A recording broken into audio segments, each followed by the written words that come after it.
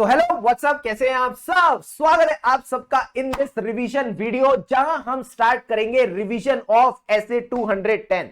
बिल्कुल भी ज्यादा टेंशन लेने की जरूरत नहीं है, मजा आ जाएगा एकदम बढ़िया तरीके से रिवाइज करके। सो ऐसे 210 किसकी बात करता है सर? सबसे पहले तो ये वन नहीं आई है, ये वन नहीं आई है, I for engagement. I for engagement, that is agreeing the terms of audit engagement, यानी हम एग्रीमेंट करेंगे विद द मैनेजमेंट। तो सबसे पहले तो सर आता है ऑब्जेक्टिव। हमारा ऑब्जेक्टिव क्या है? ऑब्जेक्टिव ये है कि हम इंगेजमेंट को एक्सेप्ट करेंगे अगर फर्स्ट टाइम इंगेजमेंट है, कंटिन्यू करेंगे अगर सेकेंड टाइम इंगेजमेंट है। कब? जब बेसिस एग्रीड है। अब सर ये बेसिस क्या बला है? बेसिस है दो चीज। पहले तो आपके और मैनेजमेंट के बीच में ना कॉमन अंडरस्टैंडिंग होनी चाहिए, थोड़ा प्रेम भाव होना चाहिए, कॉमन अंडरस्टैंडिंग होनी चाहिए, समझ गए सर। दूसरी चीज क्या है? Pre condition should be agreed. Pre condition यानी ये शर्तें पूरी होंगी तभी हम as a auditor audit accept करेंगे। Very good. अच्छा सर, ये प्री कंडीशन क्या है? प्री कंडीशन का मतलब है कि पहले ये एग्री करो तभी ऑडिट एक्सेप्ट करेंगे। तो ऑडिट किसका कर रहे हैं? ऑडिट से पहले आया फाइनेंशियल स्टेटमेंट, और फाइनेंशियल स्टेटमेंट से पहले क्या आया? एफआरएफ, क्योंकि उसी हिसाब से फाइनेंशियल स्टेटमेंट बनाया। तो सबसे पहले तो चेक करो FRF is acceptable. FRF is acceptable. अब एफआरएफ एक्सेप्टेबल है कि नहीं, इसके हमने 5 कंडीशन पढ़े थे लास्ट में। सर जल्दी से बताओ 5 कंडीशन क्या थे? सबसे पहले तो 2 पॉइंट्स थे नेचर के, जल्दी से बताओ।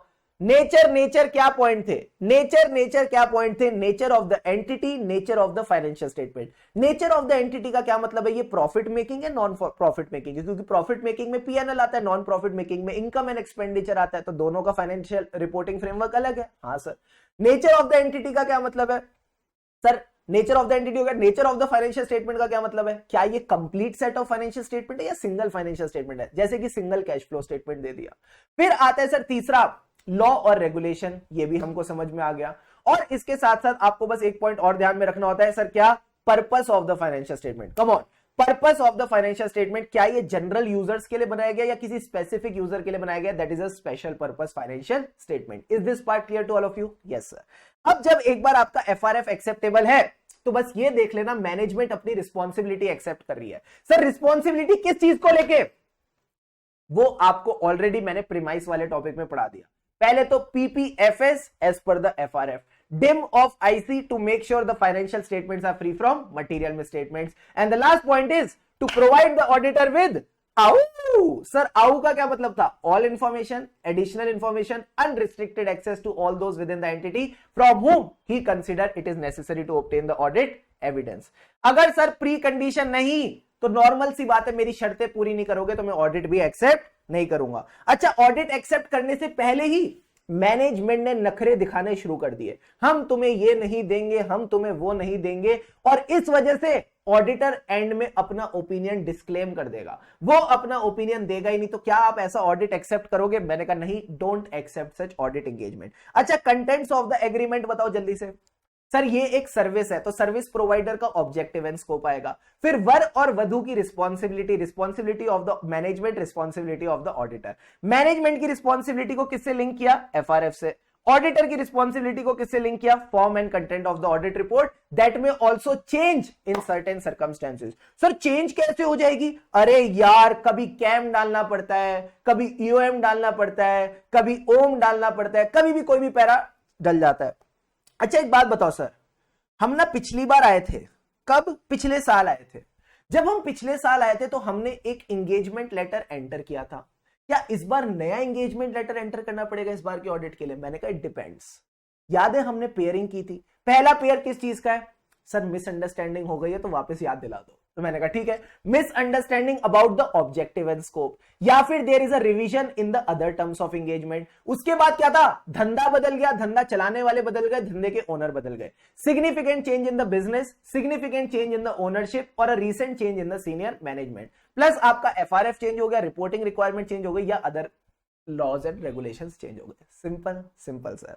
अब सर एक बात बताओ, ऑडिट चल रहा था, अचानक मैनेजमेंट ने घंटी बजाई, टोंग टोंग, ऑडिटर हमको ना टर्म्स ऑफ एंगेजमेंट चेंज करने हैं। मैंने कहा क्यों? कह रहे मन कर रहा है। मैंने कहा मन कर से दुनिया नहीं चलती, कोई रीजनेबल जस्टिफिकेशन है तो बताओ। अब अगर उसने मुझे रीजनेबल जस्टिफिकेशन दे दी तो मैं नए टर्म्स जो भी होंगे उसको नए एंगेजमेंट लेटर में रिकॉर्ड करूंगा। क्या ये बात बड़ी सिंपल है? हाँ सर। और सर एक बात और बताओ, सपोज ना वो मुझे बहुत परेशान कर रहा है, मुझे ऑडिट करने ही नहीं दे रहा, मतलब बिल्कुल भी नहीं करने दे रहा, तो मैं क्या करूं, निकल जाओ, ठीक है, विड्रॉ करके चले जाओ possible under the law regulation. Plus हाँ, बता के जाना, चिल्ला चिल्ला के जाना, सर किसको, मैनेजमेंट के ऊपर टीसीडब्ल्यूजी बैठा है, ए टीसीडब्ल्यूजी मैं जा रहा हूं, टीसीडब्ल्यूजी को बता के जाओ। और सर किसको बताना है, जिन्होंने आपको अपॉइंट किया था, ए ओनर मैं जा रहा हूं। एंड तीसरा, आपके जो भी रेगुलेटर है उनको भी घंटी बजा देना। किस किसको बताओगे, टीसीडब्ल्यूजी को, ओनर को, और आप रेगुलेटर्स को बता के चले जाना। एक एफआरएफ है, सर वो ऑडिटर को पसंद नहीं है, बट लॉ रेगुलेशन कहता है इसी के हिसाब से फाइनेंशियल स्टेटमेंट बनेंगे। तो ऑडिटर को पसंद क्यों नहीं है, क्योंकि उसमें कुछ कमी है। तो मैंने कहा कमी पूरी कर देते हैं, मैनेजमेंट को बोलो एडिशनल डिस्क्लोजर दे। अब इन एडिशनल डिस्क्लोजर पे auditor will draw the attention of the users. Sir attention draw करने के लिए कौन सा पैरा, ईओएम पैरा डाला जाएगा। प्लस ऑडिटर क्योंकि आधे मन से ये ऑडिट करे तो वो ट्रू एंड फेयर व्यू जैसी बातें नहीं करेगा।